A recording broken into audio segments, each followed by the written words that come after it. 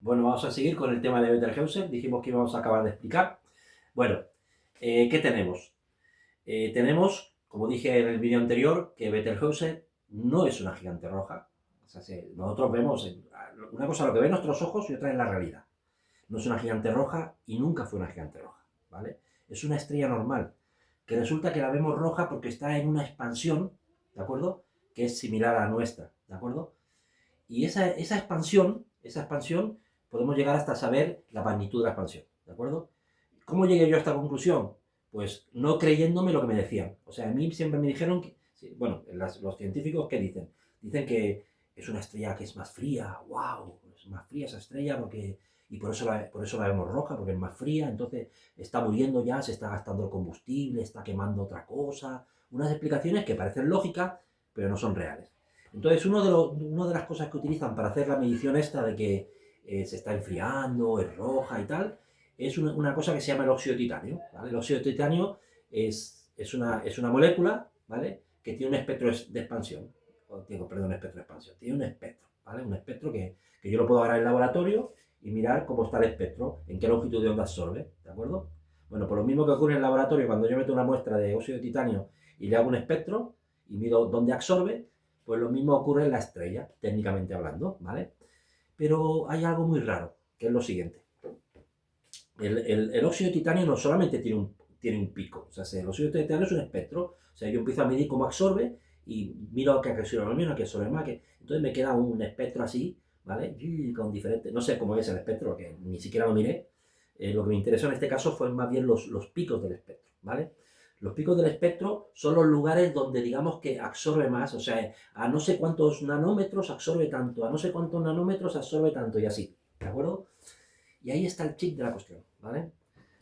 Tú agarras el espectro del óxido de titanio obtenido de la estrella y lo normalizas. Normalizarlo es compararlo con un espectro base, ¿de acuerdo? Un espectro base de laboratorio, ¿vale?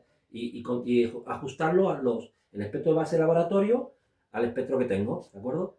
Y para que sea equivalente, eso se llama normalizarlo. Bueno, pues entonces agarras un pico del laboratorio, lo comparas con el otro, y resulta que el del laboratorio está acá y el de la estrella está un poquito más para arriba. El siguiente está un poquito más para abajo. El siguiente un poquito más para arriba. El siguiente más para abajo.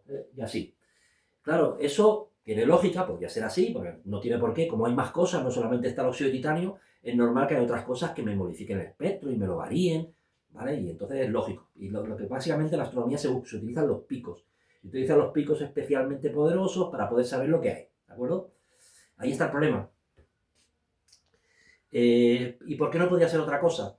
Bueno, yo de entrada ya pensé en que la estrella roja, eso no puede ser rojo, eso no puede estar, eso tiene que haber una expansión allá, ¿de acuerdo? De hecho, la Biblia te habla de la expansión, del espacio, que hay un versículo en Isaías que te habla que Dios expande como una cortina el espacio, ¿vale? Si dice que expande como una cortina, significa que no es recto. O sea, si una cortina, ¡ostras, tengo una cortina aquí! Mira qué bien.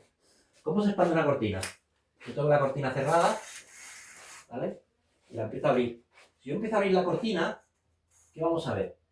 Esto es lo que menos expande, este punto es el que menos expande, porque cuando voy estirando, ¿vale? Es el que menos expande. Y luego llega un momento que se expande todo, ¿de acuerdo? Pero el punto donde está el pliegue, digamos, es el lugar donde más despacio se expande.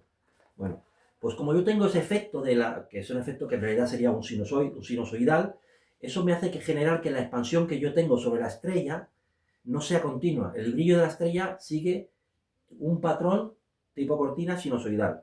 ¿Eso se observa? Se observa, perfectamente. Eso ya dijimos varias veces que se observa. ¿Qué se observa? Pues se observa precisamente eso, que yo lo he explicado varias veces, lo vuelvo a explicar porque parece una cosa, es bastante complicadito, a ver si te explicarlo varias veces, y viendo varios vídeos la gente aprende.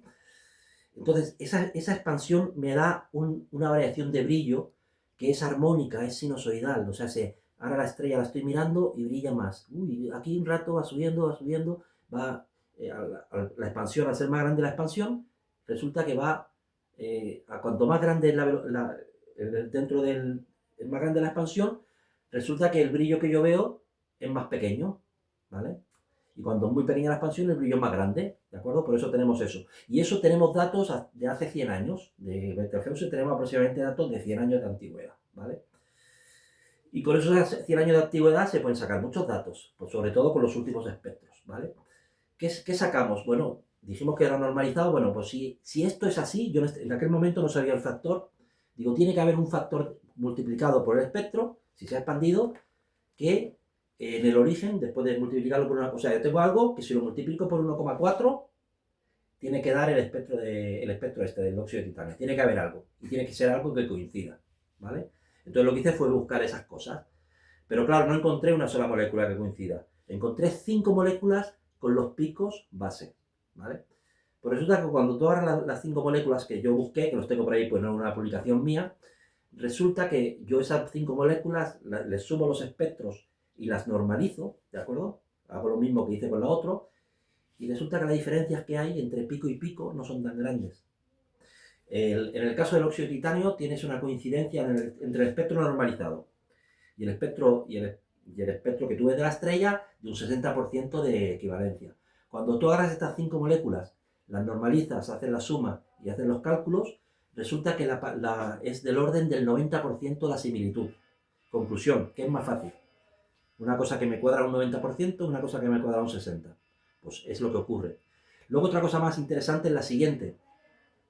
Tú agarras el espectro total de todo lo que tú recibes de Betelgeuse, que es un espectro estirado, lo multiplicas por 1,4, que es el valor que yo he multiplicado, y esto lo saqué de los espectros, o sea, yo antes no lo sabía, lo saqué después, y agarras ese valor del espectro de Betelgeuse entero, lo multiplicas por 1,4 a longitud de onda, y haya los valores a esa modificación, y lo comparas con el Sol, y es casi idéntico. Conclusión, Betelgeuse es igual o prácticamente igual que el Sol. ¿Y es una estrella roja? No. Es una estrella como el Sol que se ha estirado. ¿De acuerdo?